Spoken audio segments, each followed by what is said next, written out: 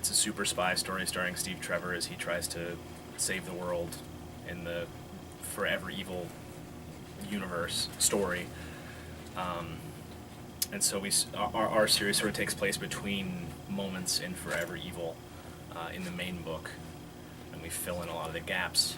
And we're also telling it's a Steve Trevor story at its center, and so a lot of it is about Steve's emotional connection to Wonder Woman and why he takes this huge task on himself to try to save the Justice Leagues, plural, in light of the crime syndicate taking over and beating the hell out of the Justice League.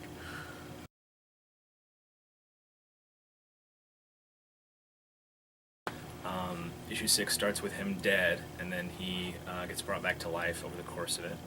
And then he gets Wonder Woman's lasso, and yeah, there you go. There's issue 6 spoiled.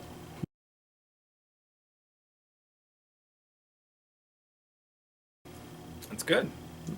I know how it ends, and it ends, it's a pretty kick-ass ending, and it will make you reevaluate how you feel about Lex Luthor. Yeah. Which is kind of what Jeff's goal was to start.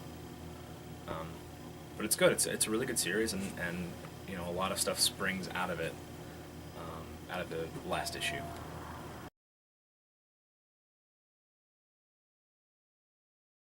Like, my advice always boils down to like the basics, like read a lot and write a lot. And if you don't read a lot, not even comics, like read everything, but if you don't read a lot, then you can't write. And if you don't draw a lot, then when someone says, can you draw this in a script, then you're not going to be able to draw that.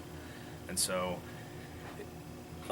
writing and drawing are both learned arts. They are a skill set that you develop over time.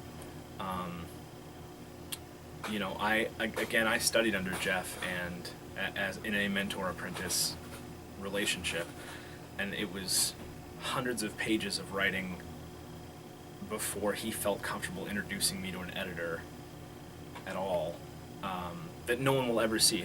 Like hundreds of pages of comics that I wrote that no one will ever see, because it is a practice and a craft that you eventually get great at.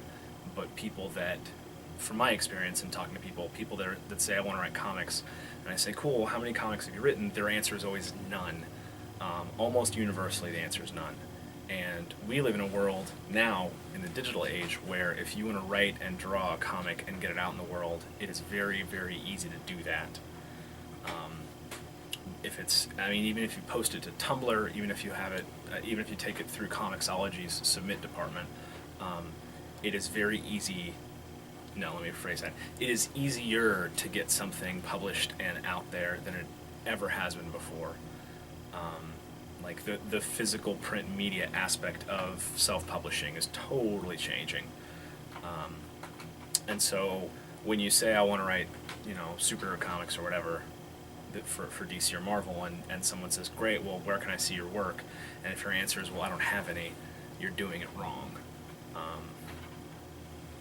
You know, I wrote comics. I wrote and drew my own comics through college. That was my senior capstone project, was a comic I wrote and drew.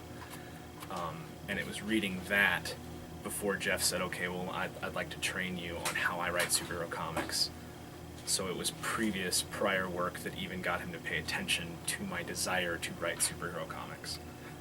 And I think for a lot of people, there's a disconnect there because they don't see, you know, like people always proclaim like, oh, you know, Brian K. Vaughan was an overnight success with Y: The Last Man. Well, Brian K. Vaughan had been writing comics for years before Y: The Last Man happened. You know, he did a run on Batman, he did a run on Wonder Woman, he did all these things that people don't necessarily remember, but that work led him to Y: The Last Man. Just like the work he did before those things led him to write Batman or Wonder Woman.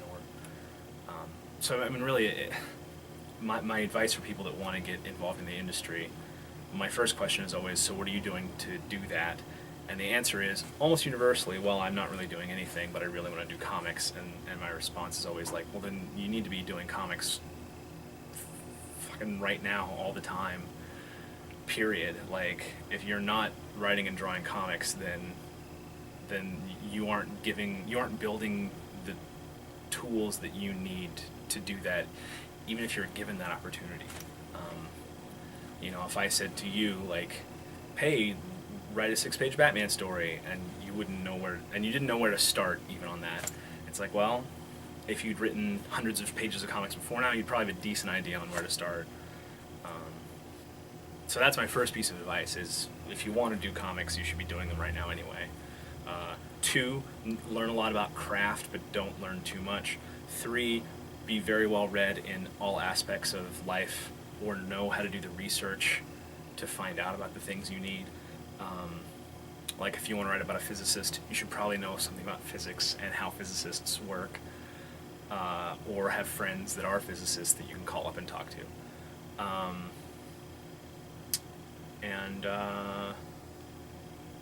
Yeah, those are probably the 3 biggest pieces of advice. Like, get off your ass, know your craft, and study.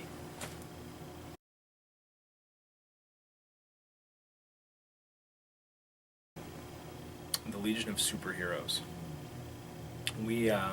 James Robinson and I did a story called The Last Stand of New Krypton. And it's basically Brainiac shows up to retake this city, retake New Krypton, and put the city back in the bottle. And the Legion of Superheroes know that can't happen, or else Superman will die. And so they pop up and basically form a Legion strike force. And I love the Legion of Superheroes. I've always loved the Legion of Superheroes, and so I wanted to do a big story with them. So we did this big sweeping epic Legion story, and I got to work with Brainiac 5. I got to work with Brainiac 5, who, if you know anything about Supergirl and the Legion, Brainiac 5's like ends up being her boyfriend in some versions, and so it was nice to pair them off, Brainiac 5 and Supergirl, and see what that relationship looked like.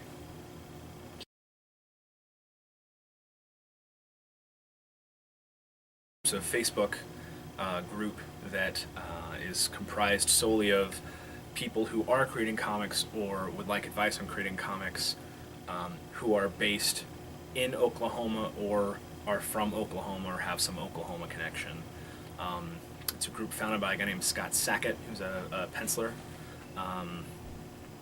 And yeah, it's just a collective, a Facebook collective that you know, we meet all the time essentially because it's online, and we ask each other for advice from everything from writing to how to print a book and what the specs are if you want to print a book. I mean, it's a pretty wide range of experience and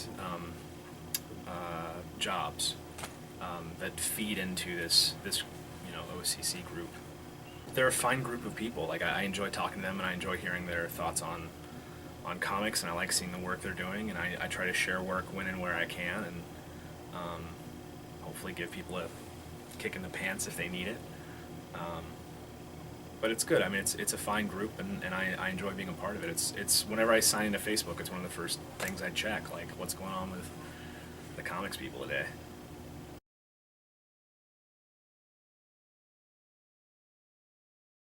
SterlingGates.com, all one word, and I think it links to almost all my digitally available comics.